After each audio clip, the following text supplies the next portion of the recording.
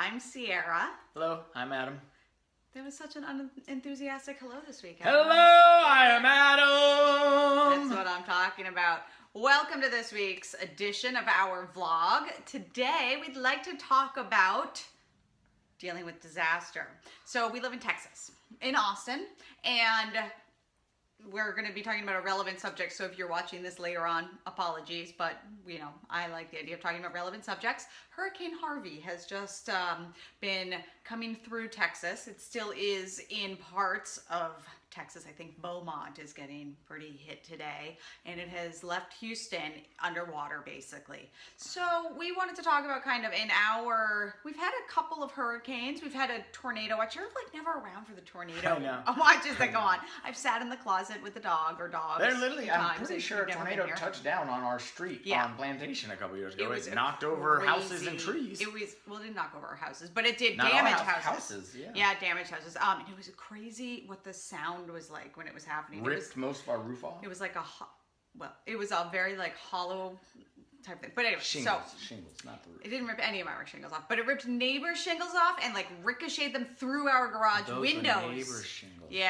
Oh, right. They came through our garage windows. Remember the neighbor across the street. So anyway, we're already off on a tangent. But when we have we know things like this are coming, we have kind of different, so we knew that a hurricane was coming. For example, if a tornado is going to be coming, we are kind of out of the tornado alley. We're a little bit below it, but sometimes they do come down to Austin. And the hurricane can spawn the tornadoes too. Exactly. But nowadays you get the alerts. I usually, when these things are happening, I download some sort of radar weather map thing, and you can watch the weather coming. So I get very anxious, as we've talked about in past videos. I get really nervous ahead of time. I never really know what I'm supposed to prepare with, but it's like growing up in the Northeast for blizzards. You get ready for these things. I like to prepare like a Girl Scout. For example, in our master closet, I always have bottles of water, little dishes for dog water, an extra dog bed, a flashlight with fresh batteries. I kind of keep our closet stocked, so that's always ready. We always have food in the pantry for a week type thing. We keep bottled water. So we always have kind of an emergency kit ready. I'm almost I would absolutely tape and board windows. That's the kind of thing I like to do. I like to prepare. But when actually the disaster hits, I'm the calmest person in the world. I deal great with pressure at the moment. I'm a wonderful person when it all hits the fan. So I don't freak out during the storms. I also don't think one should put themselves in danger voluntarily, which sometimes Adam is kind of it's fine, I'm gonna go drive around and it will be okay, and I'm not okay with that. I don't know about that, but I grew up with tornadoes in Indiana. I've been through a very severe tornado. I was standing in the door when I was born in Indiana and I summered there, but I moved there in 2000 for a couple years, and that's when I experienced a very dangerous tornado. And I was in the doorway, and my cousin, who was a fireman, pulled up, shout out Jimmy Coon, and he was like, "What are you doing standing in the doorway? Get in my car." The tornado was just behind my house. Did you guys go to a shelter? No, he's a fireman. We went and saved people. Oh. We had chainsaws. We were cutting roads apart. This explains a lot. We had to save people. We literally had to go. There was no power. We were going around. All behind my house was torn apart. It literally lifted at my house, jumped 10 miles across town, and landed at my dad's house. It was crazy. So this explains a lot, because in this recent disaster, Adam really wanted to get in the car and drive the 3 hours and 45 minutes to Houston and rescue people out of the water. People are trapped. I understand very sad. that, but they would like people that have training, because a lot of the rescuers that were volunteers were having to be rescued. So it was creating more problems. I've done lots of training in the mountains. I've done training. You can't be an idiot. You're in the boat. You got to take on only a couple people at a time. You take them somewhere. You come back and you ferry back and forth. You can't get out and do stupid, risky things. Big thing, you have to be smart and tactical about it. The big thing that was being brought up was that you are not in a lake. You are over a road. There are cars underneath All you. All sorts of crazy stuff. That's right. You have to be very tactical. But What, are you just going to dive in and start swimming around and save John and Ellen left and right everywhere? I don't know what you were planning, but I felt like you just wanted to. Here's how I feel about it. I am in a safe place where the sun is shining, and lots of people in Texas, my fellow Texas natives, are over there their homes are ruined, they're lost, and they're scared, and they need help. And if we can do that, then we should go do that.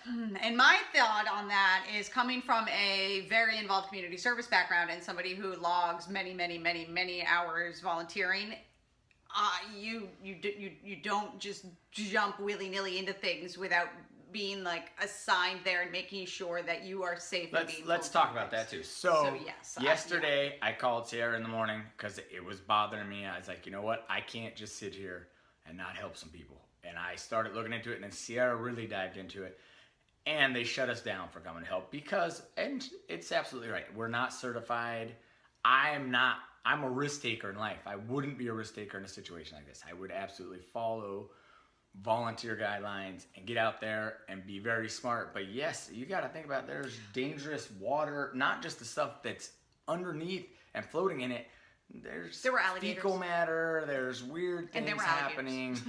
It's a dangerous situation, but this is the 4th largest city in America, and there's millions of people being put out right now. And there were not millions and millions of people that were put out.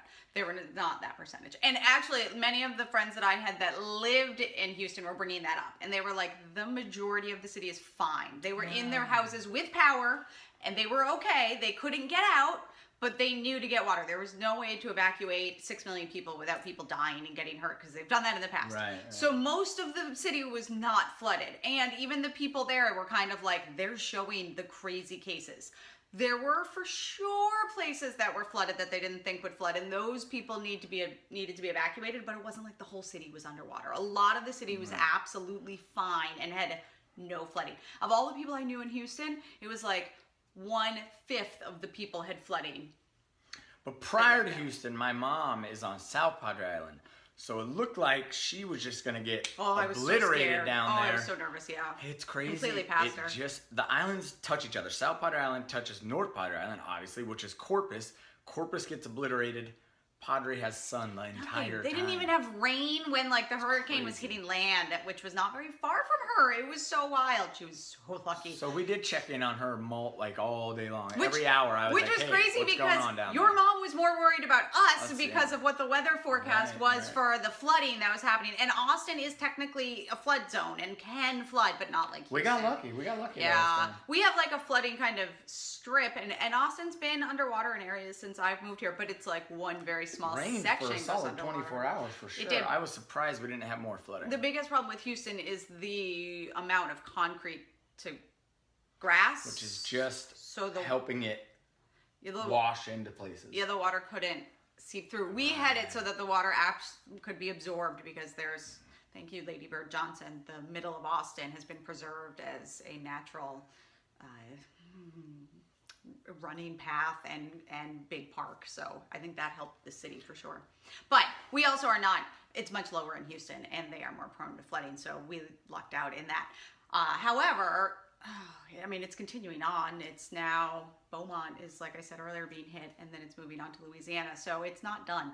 But even though we have different ideas, so Adam's first thought was, let's go there. My first thought was, let me research and see what's going on, because like I said, I like to be prepared, and everything I was seeing was, please do not drive here, because there were so many people in Houston that were not affected by the flooding that they were helping. They were actually helping their community, and they were able to step up without driving 4 hours into a flood zone. Like, they were already there, and that was the biggest thing. A lot of the major highways and the roads going into Houston were closed, flooded, damaged, and they don't want cars. They're trying to get people out. They don't want cars going on them and doing stuff like that. And there are so many people in the community. It's Texas. It's a very community-driven state. So many people in the community were helping each other, and boats were there and things like that. But and then of course after like a day, the rescue pros were coming in. So, and I know like the NYFD was coming down and stuff like that. So they, the National Guard is going in right now. In retrospect, I think it's good we didn't go today. In 24 hours, we've raised $400, and we have feminine products, clothes, water. No clothes. We don't want clothes. No clothes. Nobody we don't want clothes either. We don't want them. But we have all sorts of hygiene, water, monetary donations going on, and we are still going to do that. So if you want to donate over this week, we are going to hand deliver tactical or whatever. Let me please very specifically say that if you would like to help Texas donate money, please, Yeah. because the things that they need, like it started out that they needed food, like feminine products, diapers, things like that. And then it quickly changed to we need shovels, we need hard hats, we need cleaning products, we need things now to go in. And Adam and I, we have a family obligation for next week. But after that, we, in researching all of this, have realized that in situations like hurricanes, the efforts that are needed will go on for months and months and months as they rebuild. Clean up. And a lot of people get, when they see it on the news, they volunteer and they donate immediately, and then that tapers off really quickly, both financial and item donation. So we kind of were like, all right, let's work on the second wave and do that. So we are stressing to everybody, because of what I researched, it was money is the thing. If you live outside of Texas, I mean, I have been researching organizations. I very strongly think that the Salvation Army is a wonderful organization for things like this. The Texas Food Bank, which in Austin, it's the Central Texas Food Bank, but they're all connected.